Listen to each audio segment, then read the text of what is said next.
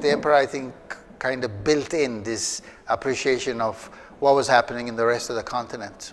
For many, many years, he could not trust anybody else. He himself was Minister of Education. He was really a very special, God-gifted person.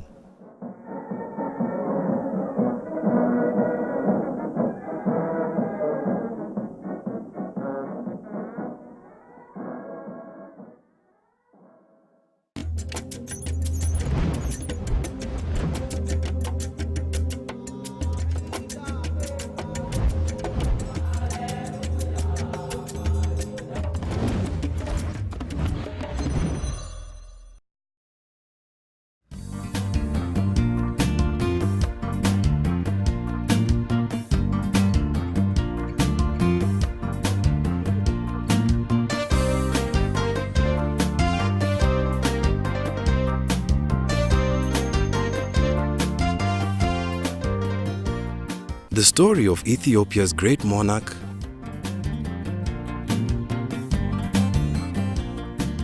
modernizer, and tragic hero Haile Selassie starts in the 1,000-year-old city of Harar.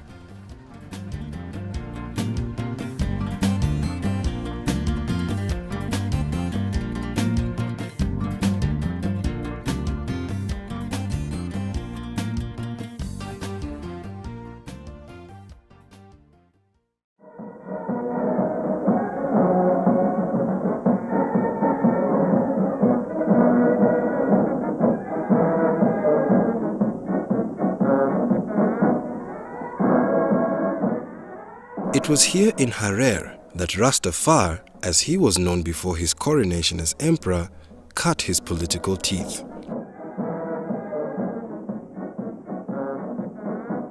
It also serves as a strong symbol of the difference between the ancient but primitive feudal society he grew up in and the modern nation he wanted to build. As a UNESCO World Heritage Site, Harar cannot construct new buildings within the old city's walls. But new buildings do go up outside the old city, and technology creeps in from all directions. So the coming year is holy war, hopeful, no war, no problems. Jeff Pierce is a Canadian author who has spent 10 years working on a book about the country's war with Italy. In his decade of research, he has interviewed some of the top experts on Ethiopian history. Emperor Haile Selassie, of course, he had a special connection to Harar, and he invested in coffee plantations. He was very shrewd financially, but he was also very politically astute. These were the rules of King Haile Selassie. So these are medals which are gotten from different countries. Hailu Gasho is a tour guide who has taught himself 4 languages and shows visitors around Haile Selassie's honeymoon palace in Harar. That's a very young Rasmus. Yes, I think. The Haile Selassie's time, actually, I was too young for that, and my family used to mention that he's one of a good leader. And everything is, the main reason what they mention is everything is very peaceful, and most of the things are very cheap. They have been brought together by the man, dead almost 4 decades, who tried to bring together his nation, his continent, and the world, often with his own personal touch. The most unique habit about King Haile Selassie, he's not only pretending like a king and always staying in the palace. So my grandfather used to tell me that he always go to a place where people get sick, like in the hospitals, and visit people. And people who don't have finance, they're supported by King Haile Selassie. So he's a really nice king, in my opinion. Rastafari was the son of nobleman Ras Makonnen, a provincial governor. He was also an Ethiopian hero for fighting off invading Italians in the late 1800s. Ras Makonnen is buried in this Harar church in a place of honor.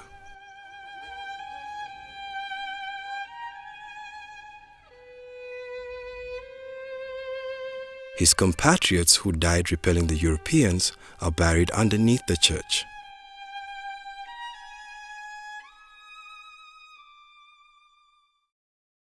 His father decided to educate young Rastafari with tutors of different specialities, one an Ethiopian monk and the other a Mexican surgeon.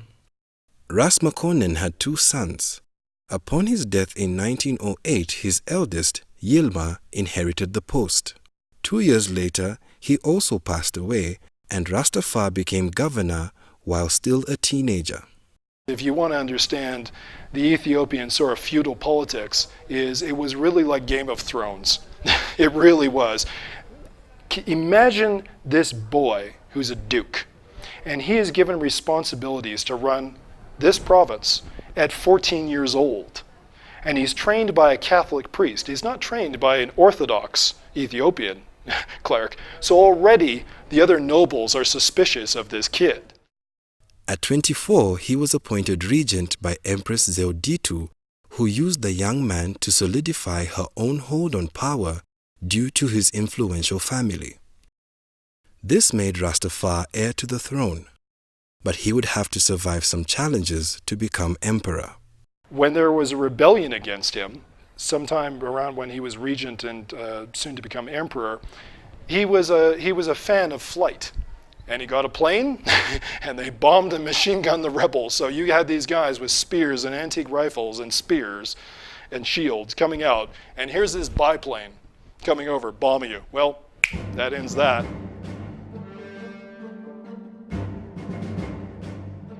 Eventually, the empress passed on, and it was time for him to take the throne.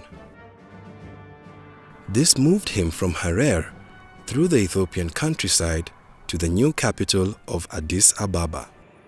At that time, we couldn't assume the buildings.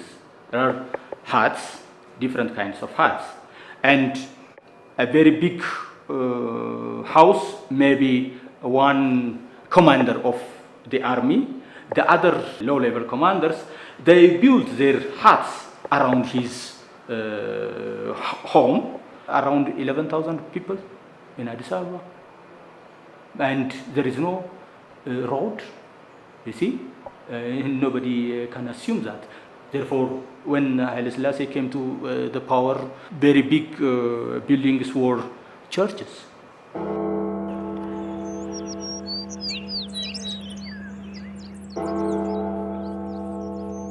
While Addis was still primitive, the new emperor had big plans and decided to build a world-class palace that would impress Ethiopians and foreign visitors alike. This palace also it was built after his coronation in 1934. In 1934, with 800 workers and 8 months.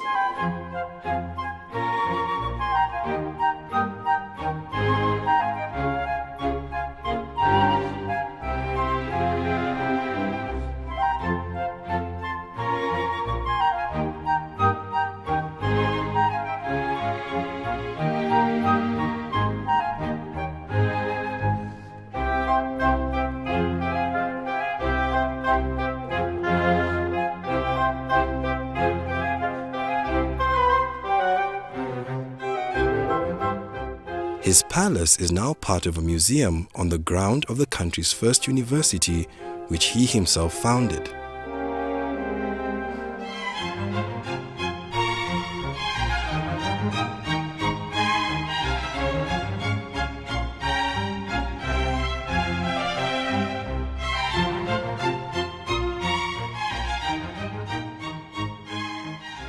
His visits with students showed the early priority he was putting on modernizing education in Ethiopia. He used to visit many schools throughout the whole Ethiopia. He was encouraging students to learn. He was even giving us incentives by giving a small amount of money. He used to give us sweater and so on and so forth. So he was encouraging us to learn. I grew up in in his family's schools. I started with his grandson's school, and then his son, Ras Makonnen, and then went to his another grandson in person. I had the opportunity once or twice to meet him. Haile Selassie wanted young people who could do more than just read or write, who would become diplomats, scientists, engineers, but he had to start with the basics. I think I must have been 7 or 8 years old, and we lined up to meet him, and that's the first time I saw him. And he gave us 50 cents each. and I value that money. That's the money I used to buy the first pencil and the first writing pad. The young emperor's passion for education would eventually bear fruit, but in the early years it was opposed by the nobility that Rastafari had come from. Haile Selassie used to give gifts on Christmas Day to the students going to school. In those days, the feudal system in the well, they call them now reactionaries, but the truly conservative people didn't want their children to be going to school and get contaminated by Western culture. But Haile Selassie was desperate to have educated people for his administration, for his services. And even the children, it is the servants' children that they sent to school.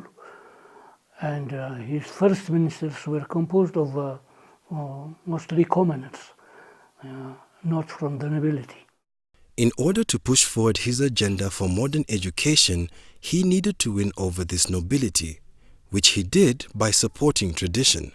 Haile Selassie is a very good diplomat. He was also conservative.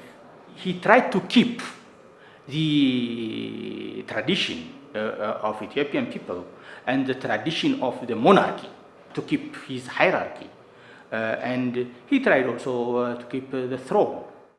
To unify the country and have everyone support his modern ideas, he would need to earn the loyalty of those from the country's other 80 tribes.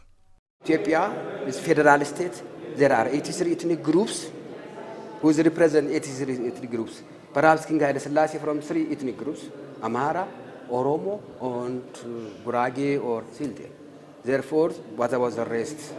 83 ethnic groups, not easy. 80 ethnic groups, they have their own culture, their tradition, their belief, even their traditional kings, they have it. Perhaps the most crucial factor that helped him to unify the country and gain acceptance for his modernization program was the support of the powerful Ethiopian Orthodox Church.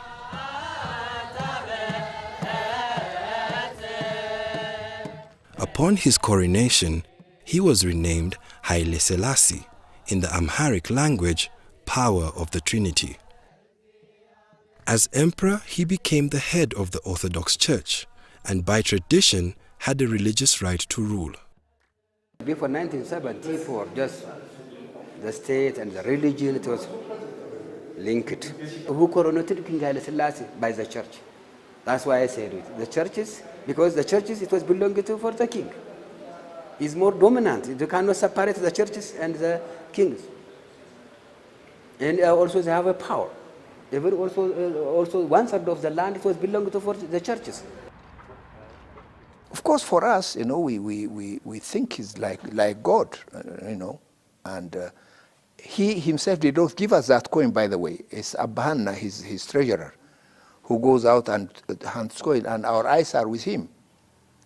A very short fellow, walking, and that's it. You can imagine at that age, we thought God was on earth. While he was promoting an agenda based on logic and progressive ideas, legend was a powerful tool of the church.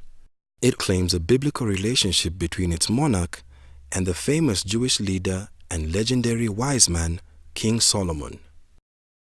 The Ethiopian royal line, so Haile Selassie himself, is said to descend directly from the Queen of Sheba. I, for one, it's very difficult to justify that Haile Selassie was a direct descendant of Emperor Haile Selassie and Queen Sheba and King Solomon. But we simply took it for granted, for we love and respect Emperor Haile Selassie. It was before Christ, 955 BC. And while she was traveled to Israel, and she was a beautiful woman, and she was asleep with him. While she came to Ethiopia, she was pregnant and born Milik first after 9 months and 5 days. While Haile Selassie disavowed the legend to educated friends and foreigners, it was part of the powerful hold he had over the common people.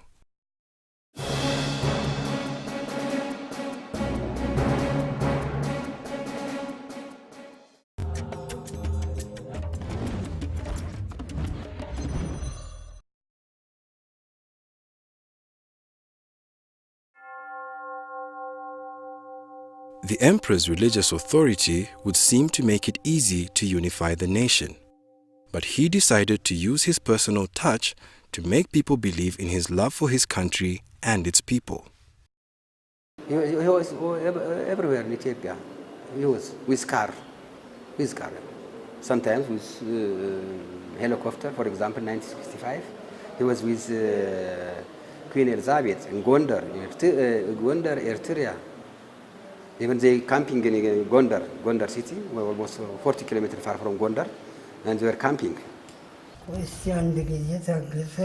ለምሳሌ በአስመራ፣ በድሬዳዋ፣ በጅማ፣ በጎንደር ውጭ ሀገር አልሄድኩም እንጂ ኢትዮጵያ አንድም ቦታ አይቀረኝ። በጣም ተወዳጅ መሪ ነበሩ። በአውሮፓ ቋንቋ ፖፑላር እንደሚባለው በጣም ተወዳጅ መሪ ነበሩ። ህዝቡ ታሪካቸውን ያምናል፣ አሰራራቸውን ያምናል፣ መሪነታቸውን በትልቅ ደስታ ተቀብሏል እና አሁን ድረስ ስማቸው የገነነ ነው። በያለበት ብንሄድ ብንጠይቅ ብናይ በዛን ዘመን የነበረና የሚያውቃቸው ይወዳቸዋል። His accessibility also showed he had an open mind, something that helped him learn from his people and change with the times. The other encounter was when I was in civil aviation school. It's very funny. I had a girlfriend, and in those days, if you have a girlfriend, it has to be very, very secretive. So I was walking her home, and we made sure that we will not encounter her brother. So we took a small alley, and so we were walking, taking our time, chatting, car. And all of a sudden, we heard a small knock on the horn. We turned around. It was the emperor. We saw the flag. I pulled her out, and we bowed. I will never forget it. He looked at me laughing, and he said, "I saw you." These are my encounters, actually. እዛ ሁለት ባዞች ጥቋቁሮቹ ቻይና ላይ ያው ህዝብ እንደሚጠራቸው ኃይለ ሥላሴ ናቸው። በእኔ በግሌ ደግሞ ጌቴ ነው የምለው እንጂ የቅርብ አገልጋይ እንደሆነ ጌቴ ልል እችላለሁ። የግሌ ነኝ። While he spent a lot of time cultivating popularity with his Ethiopian subjects, he also courted international favor. He was a famous diplomat, and a lot of countries has a very good relation with him. African countries, Europe, or also America. He was everywhere, almost 2,600 something, 2,600 times. He was visiting 14 provinces during his time. At that time, it was 14 provinces. Even he was visiting 167 countries in the world. Occasionally, there was criticism. Well, his detractors would say he's going there to have fun. But I am sure it's for diplomatic purposes that he went. He would go to America, meet Kennedy or Eisenhower. I think he had met them both. I don't think he would just jibe and come back. He would come with programs of aid and projects of one sort or another. The emperor learned about modern ideas and technology, bringing home worldly knowledge and friendships. ሀገር የሚሄዱት ጃንሆይ አንዱም ለሀገሪቱ ወዳጅ ለማፍራት በኢንተርናሽናል ጉዳይ ላይ ተባብሮ ለመስራት ሲሆን ሁለተኛው ደግሞ ኢትዮጵያን በይበልጥ ለማስተዋወቅ ነው።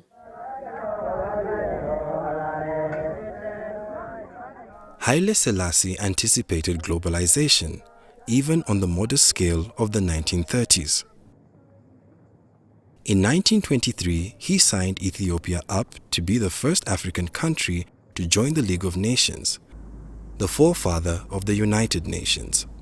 I decided to come myself to defend the cause of my people before the Council of the League of Nations. I hope that the Council will be good enough to excuse me from reading the whole of my declaration. He saw his country being pulled between the development of an industrialized Europe and its place in its own still wild continent of Africa. He would send young Ethiopians, very talented young intelligentsia, off to the capitals of Europe to get an education, because he recognized that the country had to modernize. His initial choice appeared to be to lean toward Europe. There he mined ideas that would help build ministries, schools, and institutions that were aimed at taking Ethiopia from a primitive feudal state to a modern nation. ቀዳማዊ ሥላሴ አመራራቸው አስተዳደራቸው የተመሰረተው ኢትዮጵያን በዘመናዊ ስልጣኔ እንድትጠቀም ለማድረግና በአዲስ መልክ ለመምራት ነው። In 1931, he became the first absolute ruler to voluntarily write a constitution, which established a judicial system while still keeping most of the power of government in the emperor's hands. Until 1974, he shows different kinds of developments in the country. We couldn't deny these kinds of changes. The first constitution written in his monarchy time. The second constitution also improved by his power time. He tried to bring Ethiopia to civilization, to civilize the society, but how far he tried to bring this country, it has its own limitation. And Selassie was highly interested to have many modern scholars in Ethiopia to bring fundamental change in terms of civilization and development as well. His early efforts to modernize his country through education had only 6 years to progress before tragedy struck. In 1936, fascist Italy decided once again to be the first European colonizers of Ethiopia.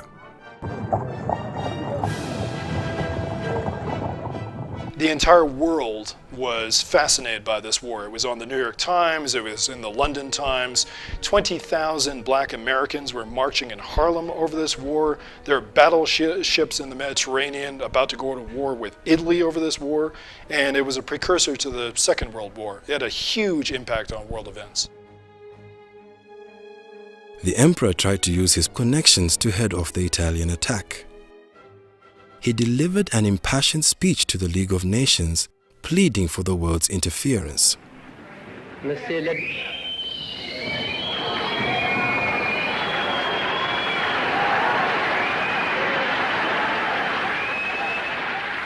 The jeers of fascists in the gallery did not stop him. I am here to claim justice, he said. What reply shall I take back to my people? So, said the emperor, it is us today, it will be you tomorrow. ቀዳማዊ ሥላሴ በዚያ ቦታ ሄደው ራሳቸው የኢትዮጵያ ሕዝብ ከሕግ ውጪ በጥጋበኛ ዲክታተር ምን ያህል ግፍ እንደተፈጸመበት በሚገባ አስረድተዋል። አንድ ንጉሠ ነገሥት ወይም አንድ መሪ በዚያን ዘመን ሄዶ በሊግ ኦፍ ኔሽን ፎረም ላይ ወይም ሸንጎ ላይ አቤቱታ ያቀረበ ከሳቸው በፊት የለም። Our emperor also made a very remarkable and prophetic speech. He said to them, "It is we today and you tomorrow." After which all the Europeans had fallen under the strongest and brutal heel of Hitler. So it was a kind of prophecy that had already taken place. His eloquence, moral authority, and logic fell on deaf ears. Despite the League's refusal to intervene, he continued to hope that the strength of his people and the righteousness of their position would defeat the Italians. It is good that you are here to record this picture of me in my palace garden at Addis Ababa. People who see this throughout the world will realize that even in the 20th century, with faith, courage, and a just cause, David will still beat Goliath. The Italians hit Harar, his youthful stronghold. Mussolini's planes bombed this city. They wiped out the oldest mosque in Africa, and few people know about it, but there was no military installations here. They just decided, let's scare the living daylights out of the Hararis. And Emperor Haile Selassie, of course, he had a special connection to Harar, and he was very hurt, but he was very emotionally moved by the plight of the people here. Eventually, the Italians took the capital, burning his palace and shocking Ethiopians with their targets. They killed more than 300 priests and monks. It retarded the country. The Italians under Mussolini massacred an entire generation that could have led this country into the 20th and 21st century.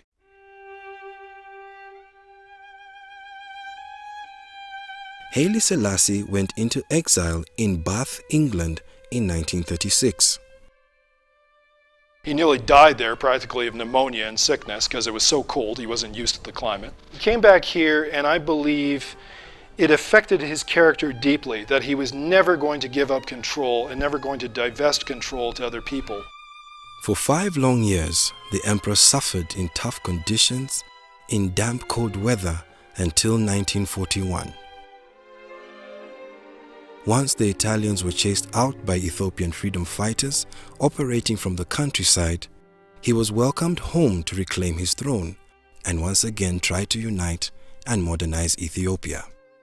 We had the most difficult time with him when the Italian invasion, for example. Ethiopia has never been invaded by any enemy. It's been always a free land, the freedom fighter, and its people defended their country. 5 years was in his time. And he was lucky enough to actually regain the freedom and helped many of the African nations to get their freedom too. And so he was really a very special, God-gifted person. But his time away from home had given him some valuable perspective, and he would return with a plan on how to build a new Ethiopia and how to try and empower Africa so it could look after its own.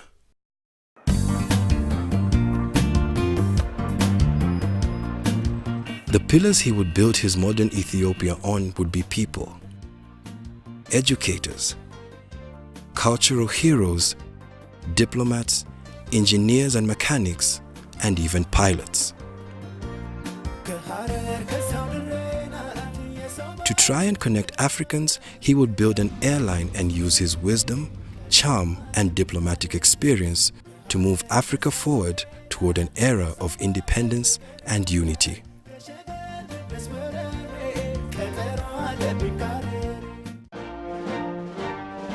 After independence, he really wanted to modernize this country, this nation. When the AU was established in 1963 and black and white television was introduced for the first time, so it was a very exciting time. He allowed us to visit the palace here in front. The general populace worshipped him.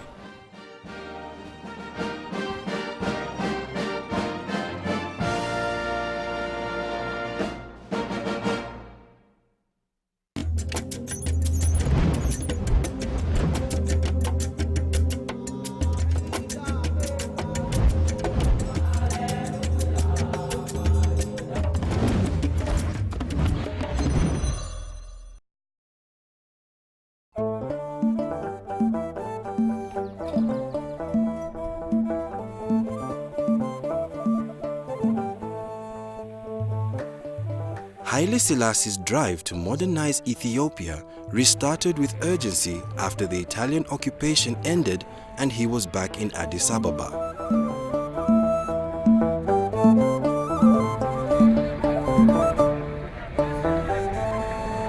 Alone again.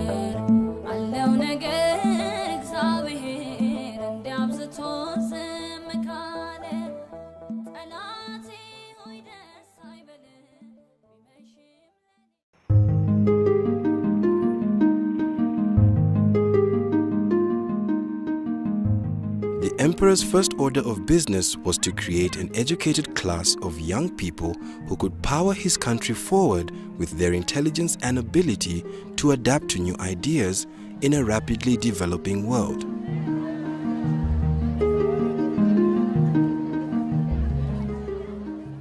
He started with 2 schools, one for secondary students and one for university pupils.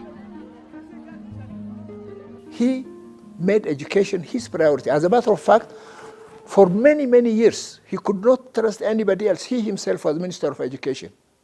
For many years. He took it, I tell you, this is why he used to come in every boarding school. He was like our father, bring fruits and so on. እና በትምህርት በኩል በተለይም ራሳቸው ከ20 ዓመታት በላይ የትምህርት ሚኒስትርነቱን ስልጣን ይዘው አገሩን ይመሩ ስለነበረ ትምህርት ሚኒስቴርን ይመሩ ስለነበረ ብዙ የትምህርት ወጣቶች አፍርተዋል። Today there are hundreds of secondary schools throughout the nation and over 150 colleges or universities. So this was really something that in different subjects he was always interested in seeing, helping people and education and so on. He was the Minister of Education himself to educate all of us actually, to bring us to this level, unless we forget whatever he has done. So they are his products, I would say. From 1855 up to 1974, yes? This is the modern history of Ethiopia. Is that clear? Haile Selassie's crusade to create a brilliant team of young achievers helped steer his nation to where it is now. Modern education is his legacy. The other thing is that not just education, but excellence in education. He quickly grew local educators to replace foreigners. And here was a place to start his Pan-African leadership. In 1958, he invited 200 African students to Ethiopia to study at Haile Selassie University, now called Addis Ababa University. He wished to transfer his dream of modern education to the rest of Africa, but he also saw the need to engage others to promote Ethiopia's role on the continent. By bringing European diplomats, scholars and tourists to Ethiopia, he also saw a way to increase his countrymen's exposure to new ideas and develop international trade partners. But he needed to make sure they appreciated his nation. This is your first ambassador in Ethiopia. So he turned to some of the young Ethiopians he was building his contemporary society on, including Habte Selassie Tafese. Oh, I could see him any day. He was very kind with me. The emperor sent him off to Germany on Ethiopian Airlines' first flight there. He came back with some ideas on tourism. That was the first inaugural flight, Ethiopian Airlines to Frankfurt. Big deal. And in the process, the Germans were talking about tourism. The emperor instructed him to get a tourism operation going. The emperor called me. He said, you have to do this job. I said, Your Majesty, I know nothing about this job. He told me, try. That reward I remember. Try. It's like an order. Camouflaged order. So I said, okay. Haile Selassie was always helpful in the efforts to impress foreigners, dignitaries, or ordinary tourists. If I go there, I tell him I have tourists, he said, bring them. I bring 10, 50, 30 tourists to him. He orders champagne, he orders tej, he gives them to drink. They take a picture together, take a picture with the same lion, and visit. He allowed us to visit the palace here in front. Tourists went, took pictures, went around, look around, even his bedroom. After a few years of bringing in groups of foreigners and shooting photos all over the country, Haile Selassie coined the country's famous tourism slogan. I'm surprised you didn't ask me about the slogan 30 months of sunshine I coined for Ethiopia. Oh, okay. It has a meaning. First of all, Ethiopia is 13 months, our calendar. And then there is sunshine 13 months a year. Anytime. The rainy season, rain comes, all of us know that after 15 minutes sun will come out. Ethiopia uses what they call the Gaze calendar, which is 7 years difference from the commonly used Gregorian calendar, and also breaks the year down into 13 months.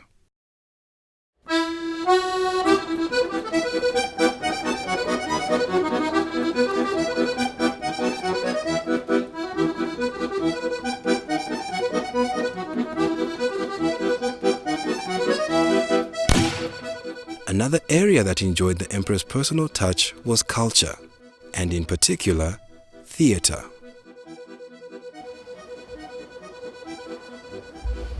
Right over there where that bench is, the emperor and the queen were sitting right there. Actor Haimanot Alemu remembers when he was 9 years old and the emperor came to see a play at his school. He had come to see a play, and he brought the queen, and they both sat sort of where you are now. And the play was Molière's The Miser. Excellent actor. Makone Dori was so good. And so I sat there, and half the time I wasn't watching the play, I was watching the emperor. And I saw the play. It looked simple. It looked like a simple thing to do on stage, enough to bring an emperor to our school. And that's when I decided that I want to be an actor, and never changed my mind since. Haimanot's career blossomed with encouragement from the emperor and the occasional scolding. The emperor came, and I played the Italian collaborator, which is a character everybody loved to hate.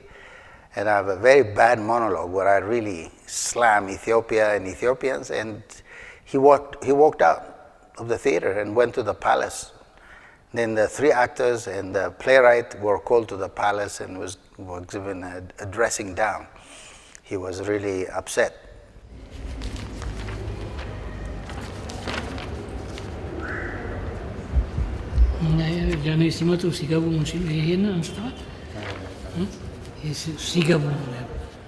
Tesfaye Gassese was also fortunate to have the emperor take notice of him. He was training to be a lawyer when Haile Selassie caught him performing. I was nervous when he came, but still I guess I was good enough to convince him it was a good performance. Called me in the morning to his palace, gave me his watch, asked me what my plans were. I said I'm going to go and study law.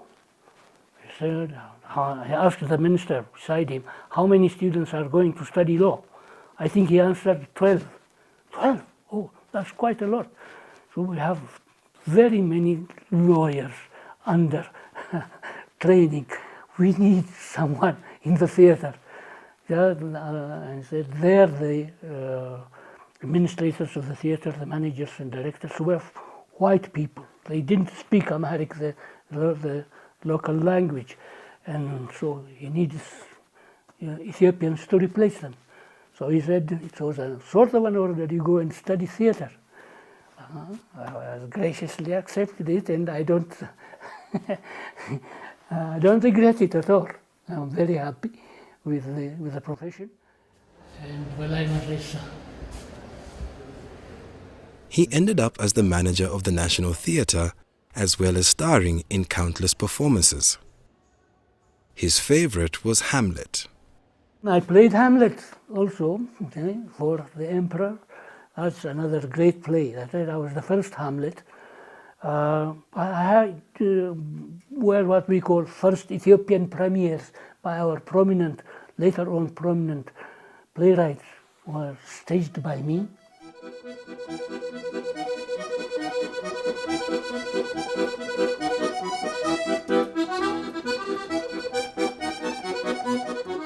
Haile Selassie stayed interested in Ethiopian theatre throughout his life.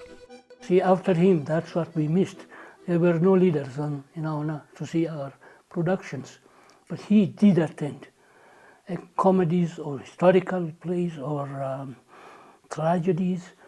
He did.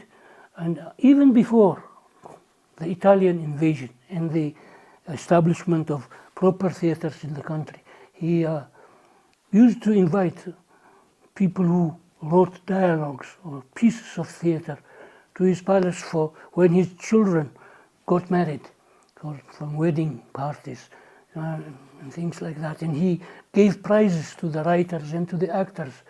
So he was a great benefactor of the arts, a patron of the theater and the arts. Despite his pressing duties as head of state, his personal touch was always felt. The general populace worshipped him. And so you can imagine him coming here and we small actors being honored by his presence. He usually also stayed late after the show and shook hands with us and said, well, good, and left.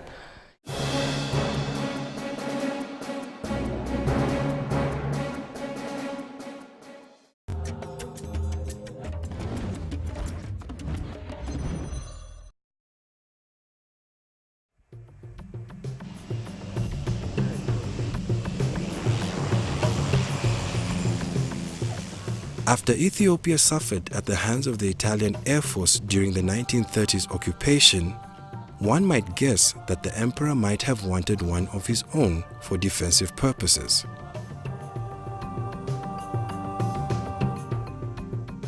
But he started Ethiopian Airlines for different reasons. Number one was to connect his own country, which has very difficult terrain to cross. See, this is where I really caught the emperor's wisdom. After independence, he really wanted to modernize this country, this nation. And all the provinces were far apart. And he knew the only way to connect these provinces will not be possible by road because of the mountains and the terrain, it would be damn expensive. So he chose airplanes, and that succeeded.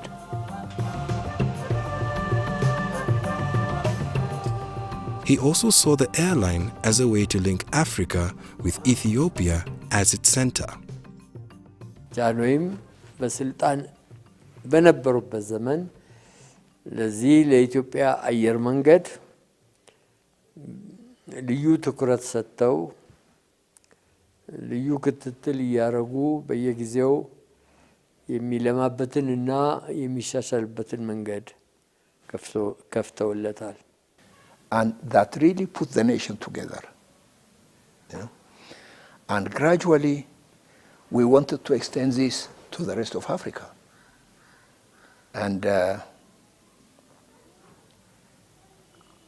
also we were very, very sure in the planning that since we are far apart from the rest of the world, we have to be independent. So we started our maintenance right away. While the early days at Ethiopian Airlines were tough financially, the effort paid off in more ways than one. The OA was started. There was no other flight than us connecting the nation.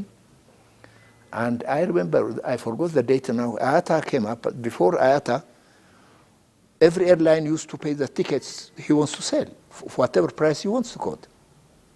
Then IATA came, prices were regulated.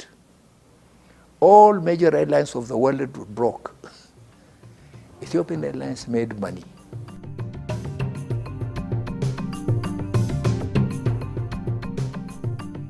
In 2012, the company made a profit of $42 million.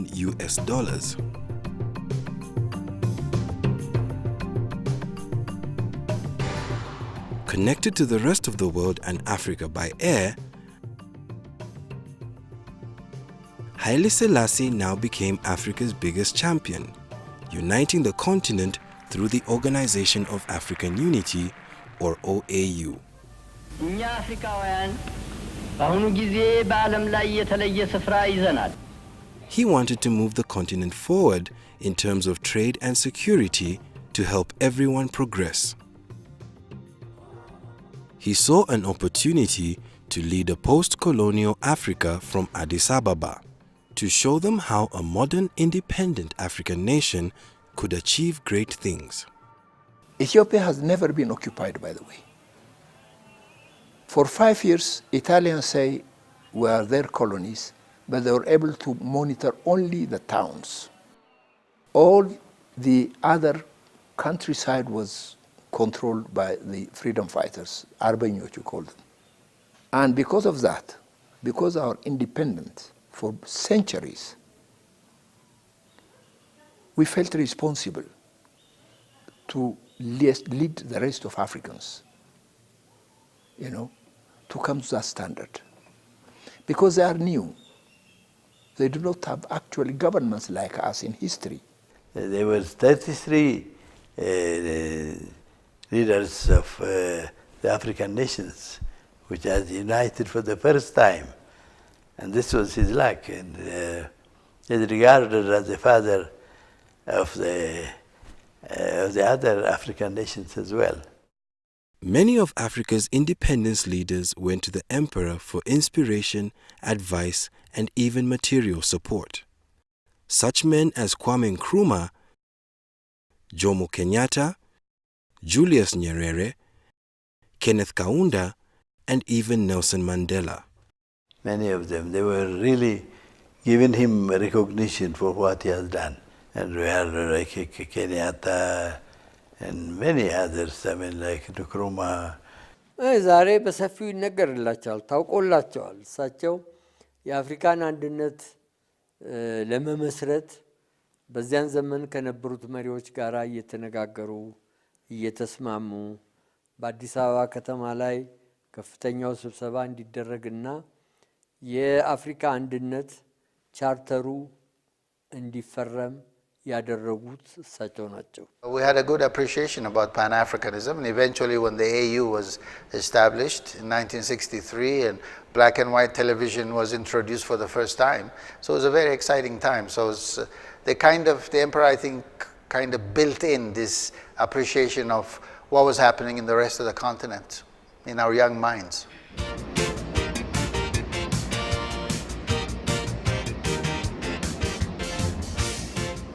The OAU found a home in Addis Ababa, in part because Ethiopian Airlines could bring Africa's new leaders together here.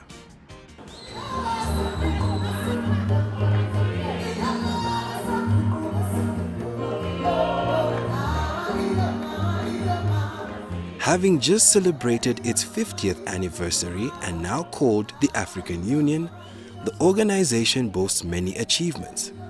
Achievements that would make the emperor proud. They include ending white minority rule in southern African nations, helping to create a new nation in South Sudan, and promoting stability in Somalia. Haile Selassie took a personal interest in promoting peace between African neighbors. His airline would prove to be crucial to his ability to go to flashpoints where his diplomatic skills would achieve dramatic results. I remember one incident, I think 1965, 66, I'm not sure of the date. Two nations were at the brink of war. Morocco and Algeria, I think. They had their troops, they are all ready. The emperor went there to the front line. We took him with the 720B. And I remember there was no jet start, a car that used the pressure to start the engine. So until the emperor negotiated, we kept one engine running for 6 hours. And we brought peace. That's what he did. Everywhere there is a problem, he used to go there with venture. And that continued, and that was what brought Africa really to what it is.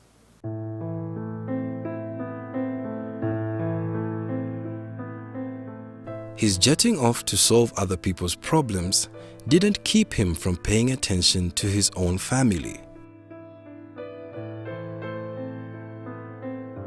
With 6 children from his wife, Queen Menen, Haile Selassie had a large family to be concerned about. He wrote about how he handled his families, how he related with his wife, and their different social advice. Based on that advice, he wrote to his son. This is my dear wife, which I lost, with her grandfather, Majesty Selassie. Various family members held positions in provincial governments, such as his grandson-in-law, Prince Mengesha Seyum. He was a far-sighted person, and it was very easy for him to understand us whenever we brought problems. Of course, as a minister, I was one who was very near to His Majesty. But he didn't let his relatives take outsized positions in his administration or lineup of advisors. His ቤተሰቦቻቸው በስራ ጉዳይ አይገቡም።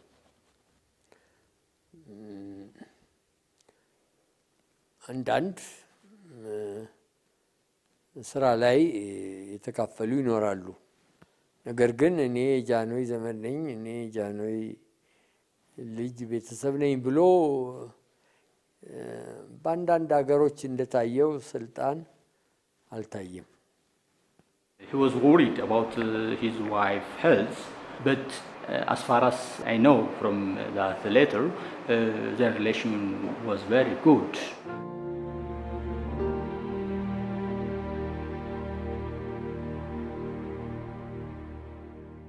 In the 1960s, his family would feel significant pain with the death of Queen Menen. It was a loss that the emperor would feel at home every day. Aware of his own mortality, he kept a thorough exercise regime and a consistent diet. He had an exercise, he had some weightlifting, everything. He was in good shape. ጠዋትም ያው ልክ 2 ሰዓት ይነሳሉ፣ ቁርስ ይቀምሳሉ፣ ጁስ ጧት ጭማቂ ጁስ ይወስዳሉ። በቃ ከዛ ቁርስ በሉ፣ ችንታል ጦስታል፣ ዳቦ ተጠብሳ ያችን ቅጥቅጥ ያደረጉ ቡና ወተት በቃ። Perhaps at this time he was too focused on building industries and relations with his neighbors. He didn't hear the drumbeat of socialism's growing popularity across the world, in Africa and at home. Ethiopia's land titles still largely belonged to the nobility, and students wanted that changed. And a new socialist movement called the Derg eventually seized power and changed the system. Even many of the emperor's supporters were jubilant when land reform was realized. The feudal system controlled all the land, 3,000 gashas, and they're not working on it. Sit here. So we're eager to see that. In fact, there was a demonstration way back, the University College. Meret Larashu was a slogan. Let land go to the tiller. Although I had a lot of land, I lost 3 gashas of land. But I want it gone, because I'm not there, I'm not farming. So when the Derg came and announced that one, me and my brother-in-law, 8 hours we have been jumping around Addis Ababa, being happy, because that was justice.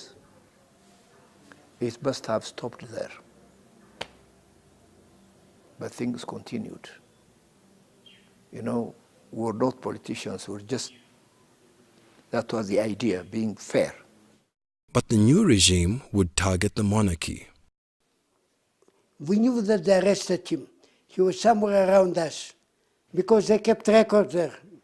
They brought all the records, they looked, nothing, my name, nothing I got. I will not be alive now to talk to you. Haile Selassie's family members either fled or were jailed, as many were associated with his regime. My wife and my mother-in-law and Princess Sarah Gdao, the other princesses who were the 4 sisters of my wife. My wife was caught, and I went to Sudan instead. And so I became the freedom fighter there. And while the other families have been detained here for 14 years. I was 8 years in prison with 56 counts. And stayed 8 years there. The first few days, they came in, they said, we'll judge you according to a law.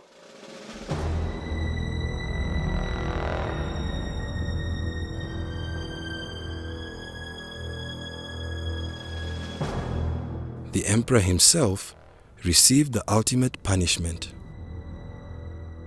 Some used to say he was shot, poisoned, suffocated. But we don't have any confirmation concerning the way how he died. በክብር ተመያዝና በክብር ተመንከባከብ በተቀረ አንድ ቀን እንደ ዝቅተኛ ሰው እንኳ ያዩኝ በክብር የተያዝኩ ሰው ነው። Haile Selassie's greatest sin, his greatest mistake, was living too long. When the current regime eventually overthrew the Derg in 1991, Haile Selassie's body was eventually discovered in a basement and was enshrined in the National Cathedral in a tomb next to his wife, Queen Menen.